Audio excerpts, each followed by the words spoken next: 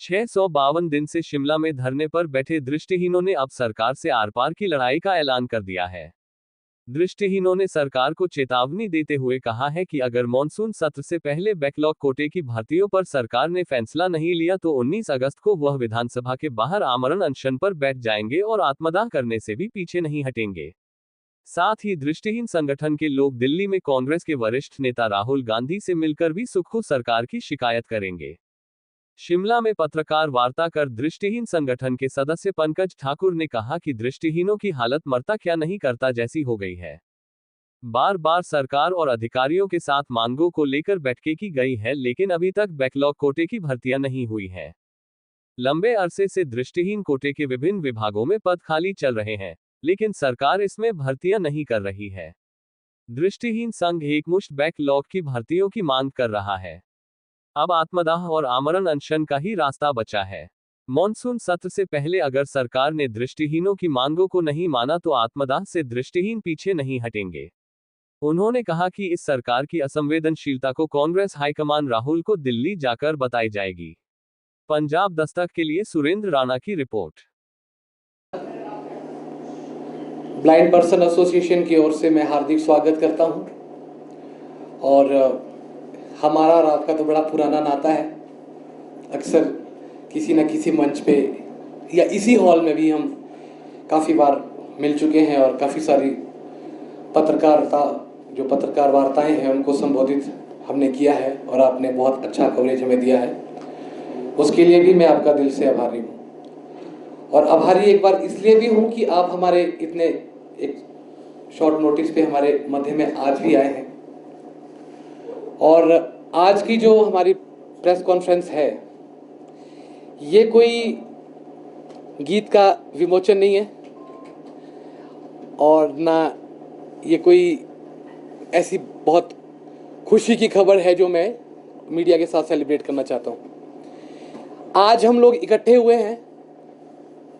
आज हमें मीडिया की सहायता की आवश्यकता है और सही मायनों में सहायता की आवश्यकता है।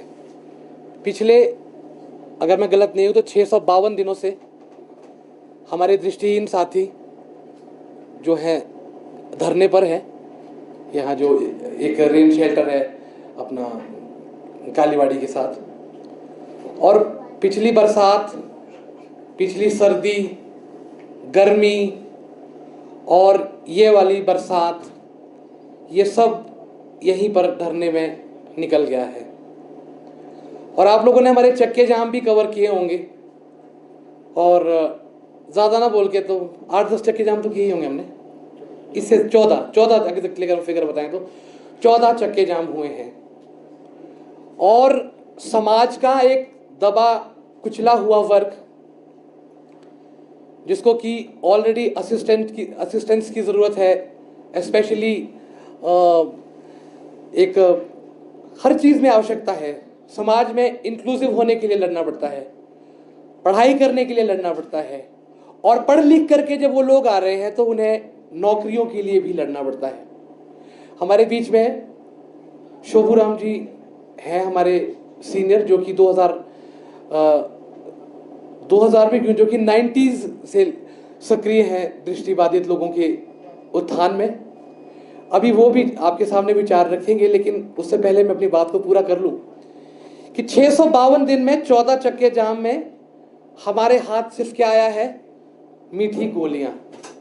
और आज से कल, कल से परसों, परसों से चौथ, 15 दिन, 20 दिन, 1 महीना, कभी डायरेक्टर के पास जाओ, सेक्रेटरी के पास जाओ, चीफ सेक्रेटरी के पास जाओ, वेलफेयर मिनिस्टर के पास जाओ, सीएम के पास जाओ, सबके साथ हम लोगों ने बैठकें करके देख लिया है।